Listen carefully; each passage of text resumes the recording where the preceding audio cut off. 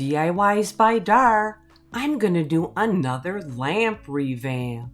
So let's do it. I'm also gonna decoupage my shade and show you how to change the socket out. So here is my piece, and I am going to use slick stick over this really super slick shiny ginger jar, and I am just using a chip brush. So just go around and pounce your way until you get it completed.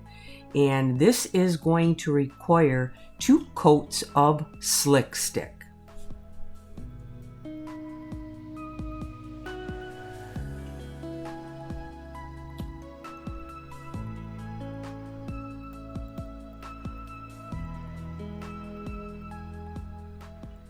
Once that's dry, I'm going to go to the bronze and copper patina paint, and I am going to use a sponge this time. And I did use a small brush right there at the top because it was a little tight to get in there with that sponge. Now this time I didn't put a base coat of coffee bean or dark chocolate. I just went right ahead to the patina paint to see if it really made a difference. The only thing that I could see was you did have to put 2 coats, some places 3 coats of that patina paint to get it all covered, but it seemed to work out the same.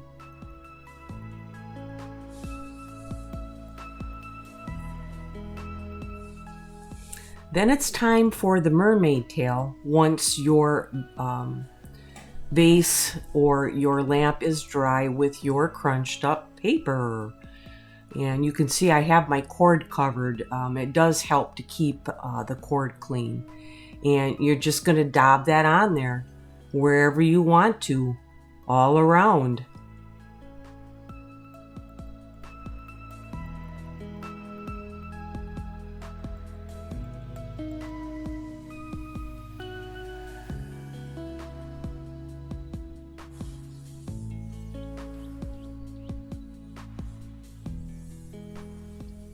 Once that's dry, you're going to go back with your copper and bronze mix and really tweak it to where you want that color to go.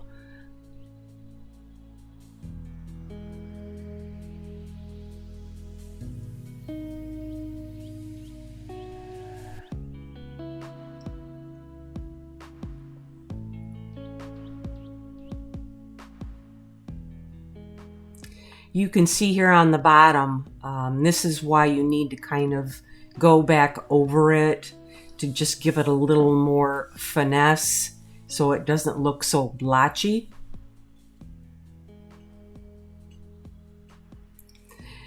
Now I coated this with 2 coats of gator hide, and then I went with Dixie Belle's brown wax.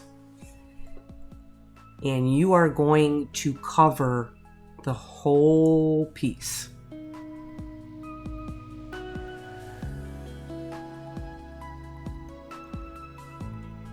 Make sure you really rub it in that area that you have your turquoise color or whatever color you're going to use. You can let it set or take it off right away. Just take a non-lint rag and buff it off.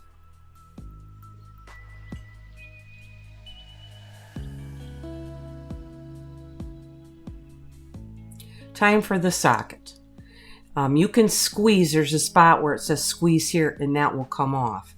And the whole reason that I had to remove this was because it did not have a harp holder, so I need to put one on.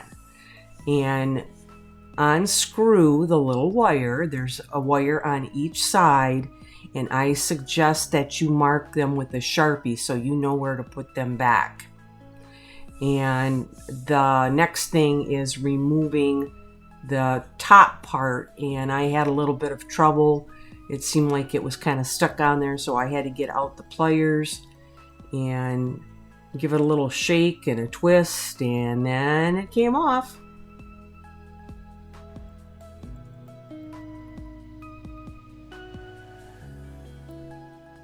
There is my harp holder. I have it applied. There is the next piece. Put your wires up through the top. And then you're going to have to screw that back down and get that tight. I'm going to replace that socket, which take and curl your copper wires so they're nice and all together. Wrap it around that little peg that's out there and then tighten it down. Ready to put that top on and put it back in that area where it says squeeze here, and just work it in and get it evened up. If you have to crimp down on the outside a bit to tighten it with some pliers, go ahead and do that. It should be ready to go. Let's put the light bulb in. Two outcomes. Either it's going to light or pop. Mine lit, so we're good. Now it's time for that shade. And I like to take white gesso and cover the whole shade first, because a lot of them have texture, material, and I just think this just gives the decoupage paper a better base to lay on. And here's my Made by Marley magic paper, and I have it ripped into strips. I am going to apply this in strips to see how straight I can make this go on this shade. I have my Mod Podge, and I am going to apply this quite liberally to the outside of this shade and start putting on the strips. A little bit of water if you want to soften your paper a bit on the outside, and here we go.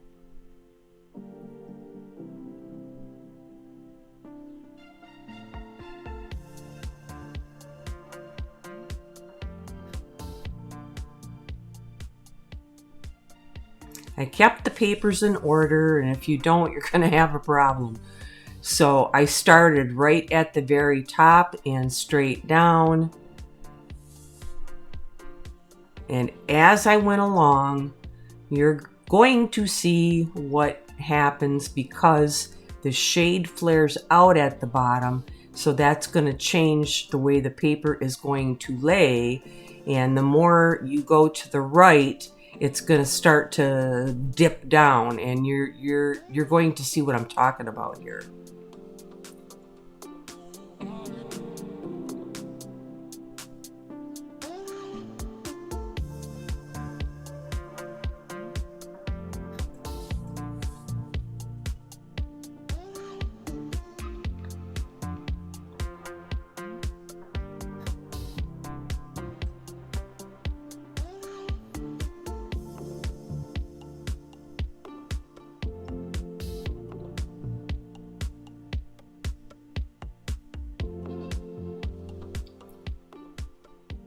There you can start to see it shifting a bit. And then by the time I got to piece 4 and 5, there really was a big dip. And I kind of stopped there and started on the other side evenly. And this was what I ended up with. So I needed to cover the empty spots, and I used the copper patina, kind of geometric, 2 coats. And then you need to go back and fix your areas where your paper is not quite meshing well. The best you can. It's not a big deal. I wanted to put some stencils on, and I just wanted that, so I had to tape off the outside. And I wanted to stamp it as well with some gold color. And I used some IOD gold.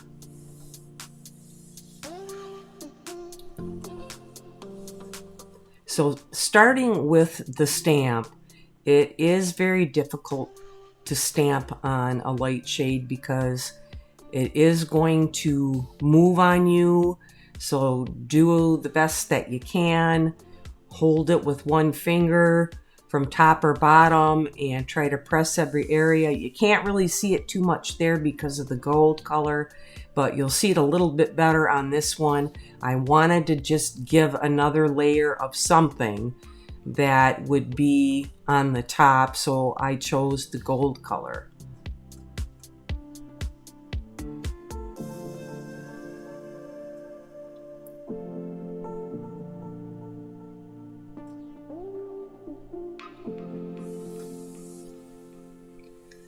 I am going to use the same color mermaid tail for this stencil. Another kind of difficult thing to hang on to the stencil while you're applying it to your lampshade. Just try to curl it around and hang on to it the best that you can. Try not to have a lot of paint on your stencil brush, and twirl, dab, however you like to do this, your personal technique. And I am going to go ahead and add these all the way around. I also did go back and use my stamp because I wanted just some smaller areas of that turquoise to pull that shade to that lamp base together. So you'll see that in the end where I did take the flower and use the mermaid color and stamp it out as well.